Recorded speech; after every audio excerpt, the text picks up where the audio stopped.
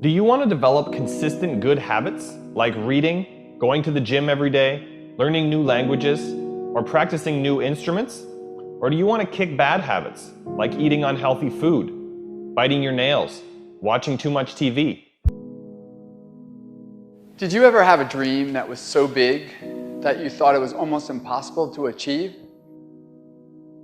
I've had those dreams. And while not every dream has become a reality, along the way I learned a powerful approach of picturing that has helped me achieve most.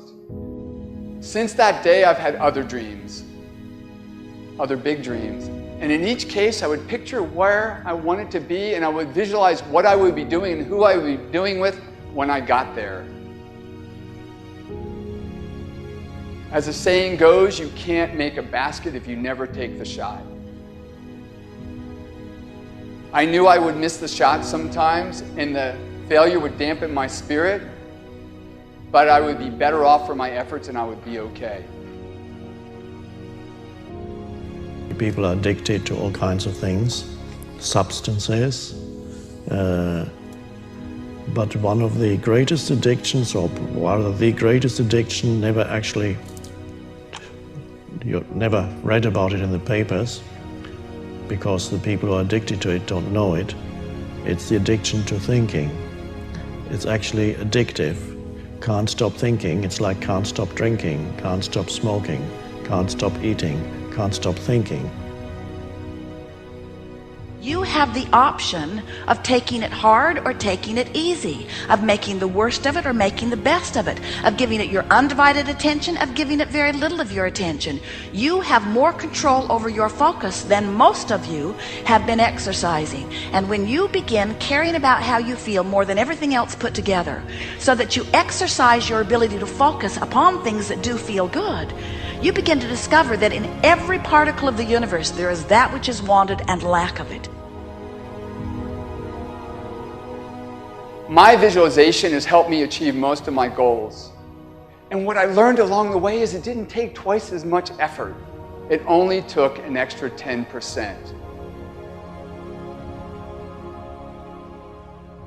When we fail, life continues as it is. We can stay in our comfort zone. Success, on the other hand, challenges us. It pushes us and it exposes us to rejection. How are we going to manage this new success? If you're not happy, you're not successful. If you're not enjoying yourself during the process of whatever it is you're trying to achieve, there's a problem. To me, the biggest disease on this planet is unhappiness. And the reason why people are unhappy is because we have a tendency to keep focusing, as I said, on what we don't have, on what's not working in our lives, instead of allowing ourselves to shift our focus and our way of thinking.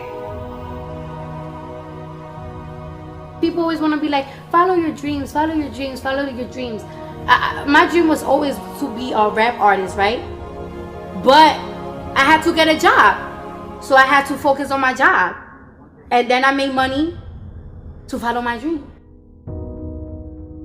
One of the main reasons that people don't get what they want is because they don't actually figure out what it is. And the probability that you're going to get what would be good for you, let's say, which would even be better than what you want, right? Because, you might be wrong about what you want easily. But maybe you could get what would really be good for you. You have the freedom to think anything you want. You were born extremely confident. You came into this world knowing how wonderful you are. So choose new thoughts to think about yourself, and choose new words to tell yourself how magnificent you are and that you deserve all the good that life has to offer. First thing in the morning and last thing in the evening, I want you to look into your eyes and say, I love you. I really love you. Your first goal, this is what I'm suggesting, your first goal when you open up your eyes should be to focus on the things that ignite your spirit and bring you joy. I want you to focus on the things that you appreciate in your life, the things that you're grateful for. I don't care who it is or what it is. Maybe it's the person lying next to you. Maybe you're thinking of your children. Maybe you're thinking of the dog or the cat lying by the side of the bed, a particular goal that you achieved. Maybe there's an event coming up on the weekend. Maybe Maybe you're meeting with your friends for lunch. You see, folks, it doesn't matter who it is or what it is. There's always something to be grateful for, to appreciate. And what I'm asking you to do in those few moments before you crank and get into your day is to focus on these things. Then why am I asking you to do this? Because an attitude of gratitude simply makes you feel good. And feeling good is the fuel that drives motivation. We've all made wrong choices, done things that we knew were not the best.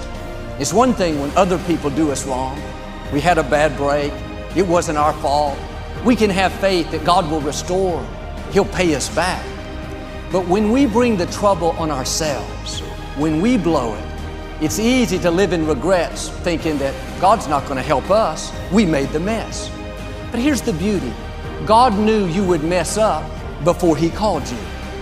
He knew we would get off course, at times give in to temptation. He didn't base His plan for your life on you making perfect decisions.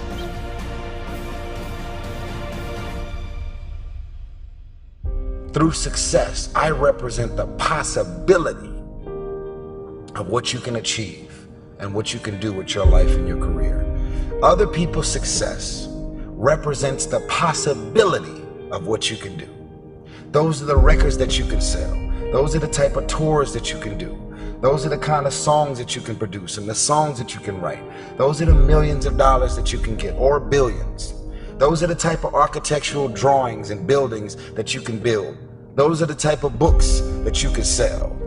Everybody else's success represents the possibility of what you